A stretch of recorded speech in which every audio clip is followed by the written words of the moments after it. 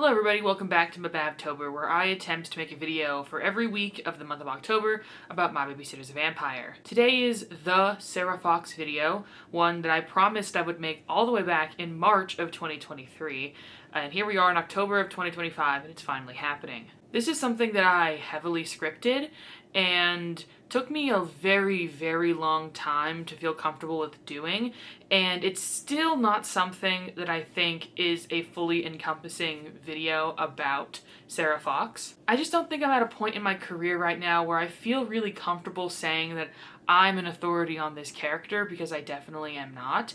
And I would love to see other creators make videos about this character. One thing that is sad about this series is that it honestly isn't taken that seriously, and YouTube video essayists who would make a video that I think that would honor Sarah and the way that she deserves as a character, those types of people are not the type of people to watch a show like this and take it seriously. So this is an angle that I decided to approach this series from, talking about Sarah with, in a way that I felt a little bit more comfortable doing, and the broader, more, important topics, I guess I could say, relating to her character as she's a black woman, is something that I just don't feel like I can comment on in a way that would be worthy or eloquent of a video essay, I guess you could say. So what I'm trying to say is this video is heavily scripted, and I struggle with speaking with a script on camera, so bear with me if I look weird or whatever. And if this video is shorter, that might also be why, because I'm going to very strictly stick to what I wrote, because I think what I wrote and what I researched is somewhat competent. So yes, today we're going to be talking about Sarah Fox and debility, or debilitation. So the vampire condition has been used as an analogy for disability for as long as the character of the sympathetic vampire has existed. The give and take of having to sacrifice for comfort, the melancholy of not relating to one's peers, of not being welcome in certain normative spaces, these are situations that can be experienced by disabled or debilitated individuals because of different societal norms. Each piece of work with the vampire will create their own world and rules for their characters to exist and interact in, with some leaning into the abject and horrific, and others which can turn the vampire into something clean and simple. One text that finds a happy medium between the both is the Canadian TV series My Babysitter's Vampire, which pulls from many different inspirations of new and old media to meld a unique world which creates the creatures that feel fresh and updated for the modern day, while still playing off of traditional vampire tales of the past. Some shows would feel embarrassed to include the more quirky vampire flaws like garlic and mirrors, but this show fully embraces it. While the show has magic users, a seer who gets visions, of which itself could have an essay written about how said powers relate to debility, and plenty of other supernatural characters that the audience and characters interact with, the vampires are the most interesting ones and get the most screen time, in my opinion, just from the fact that there are 3 of them in the central cast alone. There is plenty of emphasis placed on their abilities and how they interact with their seemingly normal world. Sarah Fox, the character whose last name was famously invented by Vanessa Morgan, her actress, and was never actually said within the series, is the titular vampire babysitter, whose life gets entangled with other main characters, Ethan Morgan and Benny Weir, who are a seer and magic user respectively. If you want the videos about them, I uploaded them previously in the month.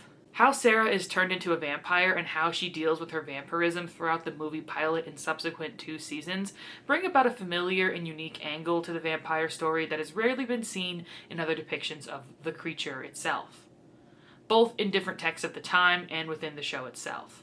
Creating an analogy between supernatural creatures and debility is the common thing, but I would argue with the vampire specifically, and especially within shows like Mabav, that is a rare thing to see. Sarah's experience and interaction with her vampirism can be read as a form of debilitation, with how she is turned and how she must exist in the narrative after she is turned. With the framework set by many disability scholars, a picture of Sarah as a character who exists within and moves throughout the status of disablement can better be interpreted and understood. This video is going to be in parts, so part 1, Sarah and the vampire. While Sarah is a main character in Mabav, her story arc and character development is usually sidelined to make room for the other main characters of Ethan and Benny. This pattern of main characters of color and female characters being sidelined in narratives is a tiring trope that can usually render a show to being a lower quality piece of media, with Mabav at least having the minuscule excuse of being a mainly episodic series with very little serialized elements overall. The moments of the story that are serialized are the storylines that are given to Sarah, so the show does set some time aside for her to stretch and grow as a character. It's just that said time is relatively short given the total length of the show, which in itself is also quite short. Sarah is introduced within the context of Ethan's coming of age, being the babysitter that Ethan's mom hires at his narratively framed old age of 14. Sarah is in, to grossly underestimate it, a complicated relationship with a vampire named Jesse Black, who is estimated to be hundreds of years old and is planning on massacring up to 200 people to resurrect his old vampire religious order, because it's pretty hard to have a vampire story without a little bit of biblical allegory present. Much of My Babysitter's a Vampire works intentionally within the realm of double entendre, directly connecting the text back to the sacred storytelling style of the teenage coming-of-age narrative, all with its child-friendly supernatural twist flavoring the series and creating an engaging environment to dive deeper into a plethora of more serious topics. From Sarah showing up to Ethan's house to bring him a book with information that's important to stopping the villain, where the two want to privately discuss the supernatural, in which of course Ethan's mom interprets as them wanting to be involved romantically. She leaves the door open only for Sarah to close it behind her as soon as Ethan's mom leaves. To another vampire character named Rory Keener being bitten at a party where he's clearly only been invited to be food for the vampires, where he interprets the bite as a hickey, and how the setup evokes the popular kids inviting nerdy kids to parties just to make fun of them. Since the show allows for this style of non-spoken implied language of association to take place, even actively encouraging it in these specific moments in my opinion, it is then both easy and important to read into unspoken elements of the text as deep, valid interpretations that can have a lasting impact on the viewer, especially in regards to Sarah's story and her struggles with being a vampire. This is basically the case for every video I've made so far up to this point about the series. I'm very fortunate to get very nice comments most of the time, so luckily I haven't got a lot of "it's not that deep bro" comments, but if I do get any of that, just know I've called you out in this part of the video. Her relationship with Jesse is the most important example of this throughout the series, since Sarah was turned against her will by Jesse and never wanted to be a vampire in the first place, which happens off screen before the start of the movie. The physical language imbued throughout an interaction they have together in the movie, where Jesse grabs Sarah's arm and says, "Come on, Sarah. Can't you feel it? Your body knows what it wants." with Sarah responding, Lucky for me, I think with my brain. You're not going anywhere. it directly implies a dangerous nature to their relationship and brings in the innuendo of assault into the foreground of the narrative, heightening the manipulation of Sarah's life on Jesse's part by way of turning her into a vampire against her consent to an intense degree. This relationship of theirs is framed directly next to relationships present within other popular paranormal romances of the 21st century, notably Twilight, which is right there by the way, with which Mabav has been stated to be a spoof of in its intention and execution. Comparing and contrasting the relationship of Jesse and Sarah with the concept of the Edward Cullen and Bella Swan relationship that has been held in the public consciousness is another important concept to understand when it comes to Sarah as a debilitated character. Since this narrative commentary on Twilight becomes seething in seeing how the relationships between a 17-year-old girl and an ancient vampire are portrayed in this specific piece of media, which the creators of Mabav clearly wanted to highlight with this involvement, along with other more obvious tongue-in-cheek jokes like the existence of dusk. This element of plot points present in Twilight being mirrored in Mabav will come back in the series later on to bookend Sarah's relationship with being a vampire and her mid-series arc throughout the series. Part 2, The Vampire and Debility. Jesse has the goal of restoring the previous power he had throughout the town of Whitechapel, where the series takes place, and he attempts to enact this by turning new high schoolers into vampires to join his collective.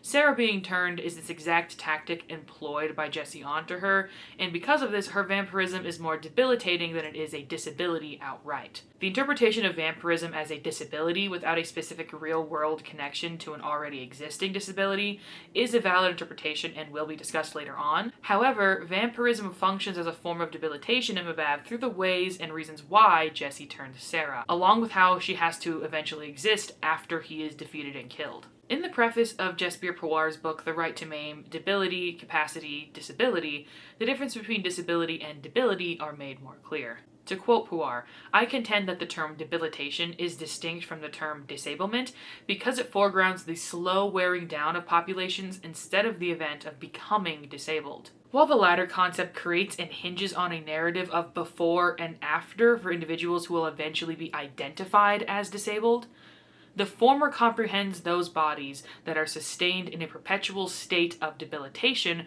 precisely through foreclosing the social, cultural, and political translation to disability. In this tension, the tension between targeting the disabled and targeting to debilitate, the tension between being and becoming, this is the understated alliance that I push in this project. Puar uses the very specific and pointed example of Palestine as an example of how this exact system has been enacted in the real world. Soldiers shooting to maim and not to kill. And the book very eloquently asks the question, who has the right to maim?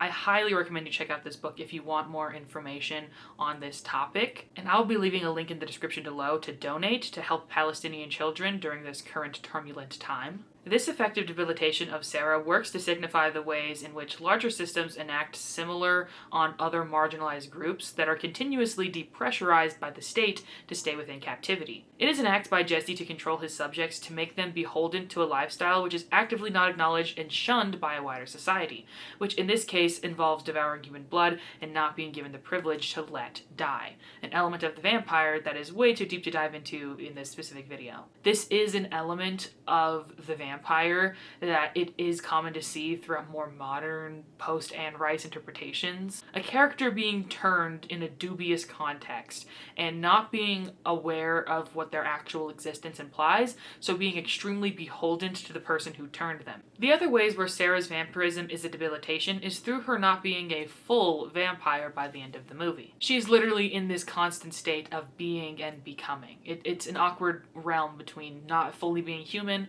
but not fully being a vampire yet. Undead is the perfect word for me. Not dead, but not really living.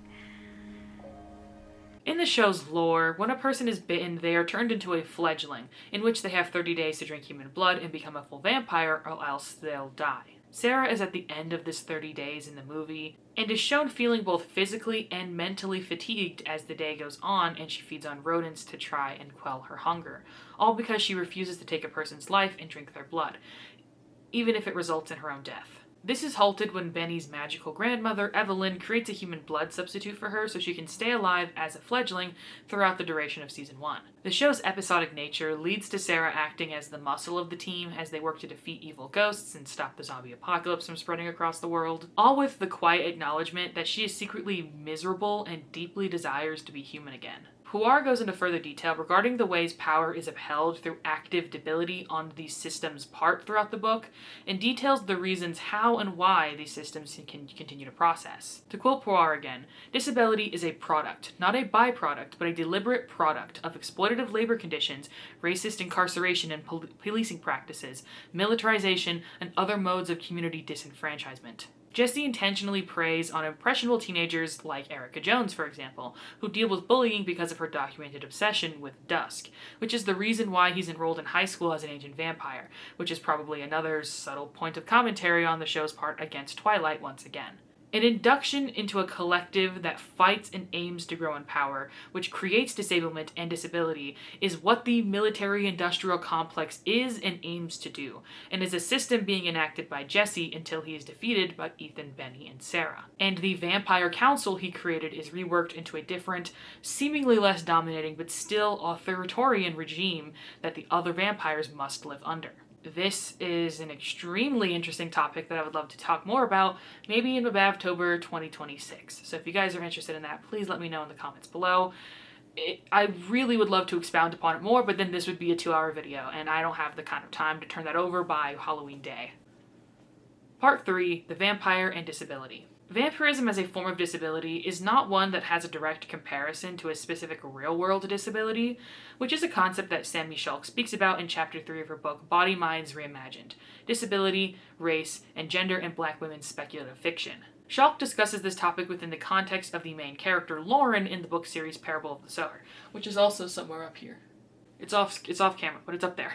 Lauren's hyperempathy condition is dissected in this chapter and can also apply to Sarah's, since, to quote Schalk, one's experience of a disability is not only about physical and mental manifestations, but also about one's environment and the interaction between body, mind, and society. Since hyperempathy and vampirism are both fictional conditions that have no real-world parallel to them, it forces the audience to accept these conditions on the main character's own terms. Especially in regard to the other vampire characters we see present throughout the series, vampirism is not a disability for characters like Erica or Rory or any other vampire characters we meet as far as we're aware. But for Sarah specifically, that context is very deeply important to understand, because it frames the way her character reacts to her being a vampire. It, to quote Schalk again, demonstrates that totalizing approaches that seek to understand hyperempathy, or in this case vampirism, as primarily positive, negative, or metaphorical do not do justice to the complexity of Lauren's or Sarah's experience in this non-realist disability. While this truth permeates all of Sarah's existence, there are also elements of her experience that do connect back to real-world struggles that many disabled people have to deal with. The blood substitute that Sarah has to drink to stay alive changes in formula halfway through season 1 and becomes unbearable for her to consume, with a long list of side effects that make her so weak that she struggles to get energy to start hunting rodents again even. She seeks help with getting an alternative blood substitute, but the plotline is never resolved, and she is still seen actively struggling with her life as a fledgling as the season goes on. Sarah's experience as a fledgling is greatly contrasted against her vampire peers like Erica. Again, Erica Jones, her last name was also never stated in the show and was created by Kate Todd, her actress, along with Rory, both of which become full vampires by the end of the first act of the movie. Erica actively hunts humans and drinks human blood indiscriminately, whereas Rory sticks to smaller animals and rodents as a whole, although he is not fully against drinking human blood when he has access to blood donations. Both of these vampires are seen as being stronger than Sarah because of her fledgling status, and the term fledgling itself is used as a derogatory term on multiple occasions by older one-off vampires that appear throughout the movie and series against her. At least I know whose side I'm on. Fledgling. You're not a real vampire yet. By the way, you smell like junk food. While the series takes a colorblind approach to its characters and their dynamics, especially since this is an early 2010s TV show, this was a common thing people did at the time, Sarah being played by a woman of color adds a specific context to the way she is treated by those around her in the narrative, specifically a black woman, especially with what has already been discussed about her relationship with Jesse. Another topic I would love to see somebody who has more authority on the matter speak about. I feel as though I haven't done enough research and my personal opinions don't matter at the end of the day. So I leave the room open for somebody with that perspective to comment on more, maybe in the comments below. The brewing thematic tension of Sarah's struggles with vampirism culminates in the season 1 finale, where Jesse is revived and proposes that Sarah become a full vampire and join him in companionship. When she rejects him as retaliation, and in one last attempt to gain control over her life, Jesse bites her now closest friend and companion, Ethan, saying, Now, either you become one of us, or he does. As Jesse flees, Sarah immediately runs to Ethan's side and goes to drink his blood, sucking the venom out of his bloodstream so he won't be turned into a vampire himself.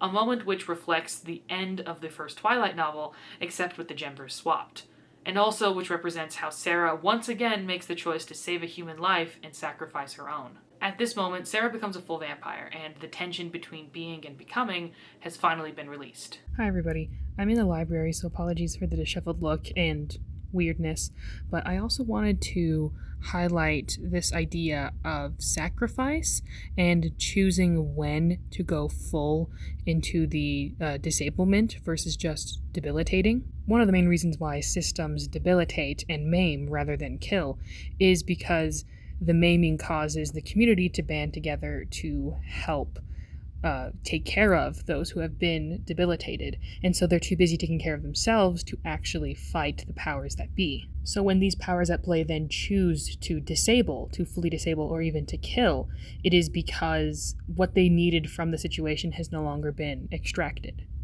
Because Jesse no longer sees himself needing Sarah, because she fully disavows him, other than her at the time slightly entertaining maybe joining him, which was just an excuse to then kill him again, but whether or not he was actually convinced is up for discussion. Now that he has confirmed that she will never be with him or be one of him is when he is able to then fully disable instead of dragging her along and keeping her debilitated. It's quite evil.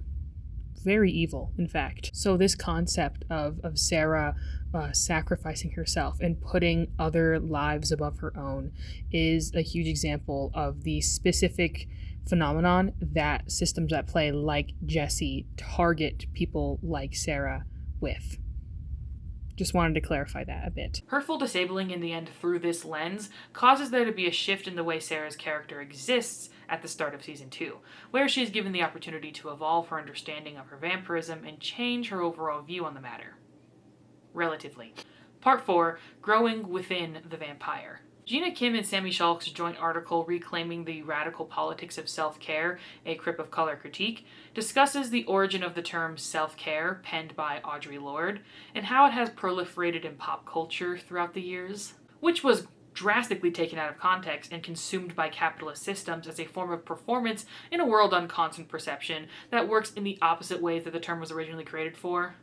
Something that really pisses me off, honestly. To quote the article, the actual meaning of self-care is thoughtfully taking care of oneself to ensure both quantity and quality of their remaining time, which is seen through Sarah's own spoken thesis statement on how she wants to live her life in the first episode of season 2. I have some new challenges, but I've accepted it, so let's just move on, okay? It's Whitechapel. Vampires are normal here. Fine.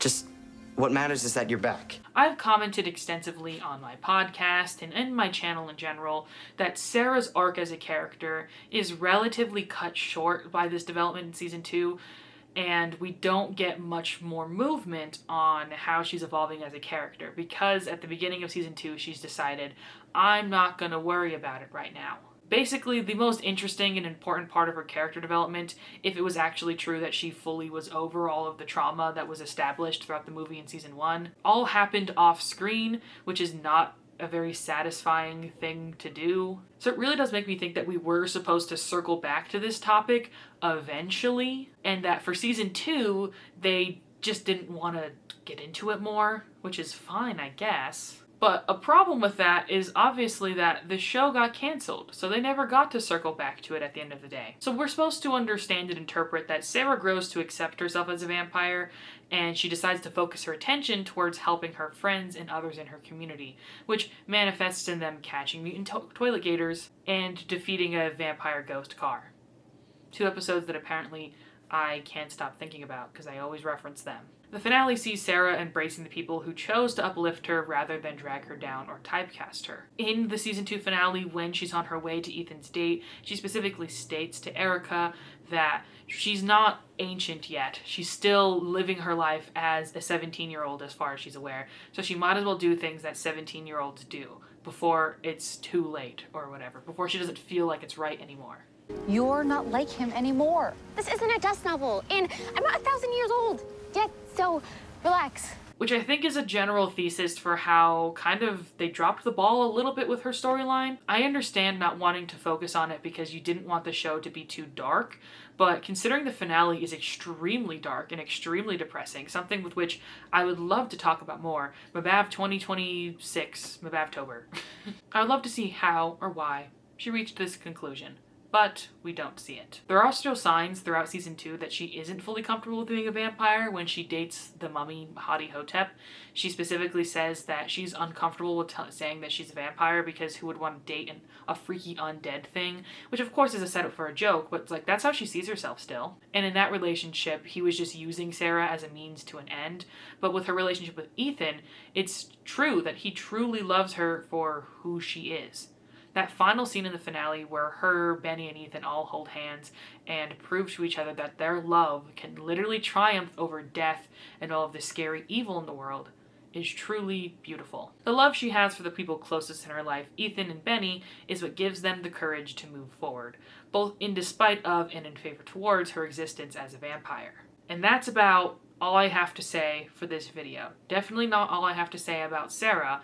That is 100% true. I could probably talk about Sarah for hours on this channel, but I just don't feel confident enough in myself. I highly recommend you check out all of the materials I referenced throughout this video. They will be cited in the description below. They're all great reading material that I was actually assigned by my professor in a disability studies class that I took, which I thought I would use that knowledge that I built in my real academic life and apply it to this show, which is basically what all of these videos have been. Surprise. It feels both nice and sad to see Mabavtober finally end. I've been extremely overwhelmed working on these videos. It's been so much, but at the end of the day, I'm very glad I was able to do it, and we're about to enter an accidentally very prolific era of the channel. What I'm saying is that I'm gonna get like a week off maybe, and then we're gonna go back to back-to-back videos. So I hope you guys are excited for that. They're not all going to be Disney Channel or TV show related, but there will be some really big ones coming next, like Good Luck Charlie. If someone releases a video about Good Luck Charlie before I do, just know that I've been working on it for 2 years now. So thank you guys so much for watching. Like I said, check out the resources in the description below, especially to donate. And I will see you guys next time. Bye-bye.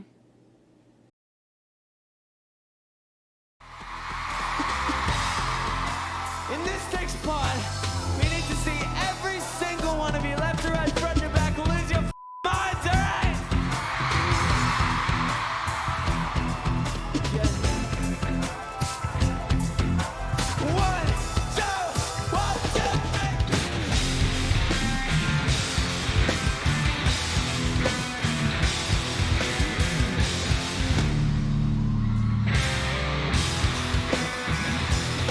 So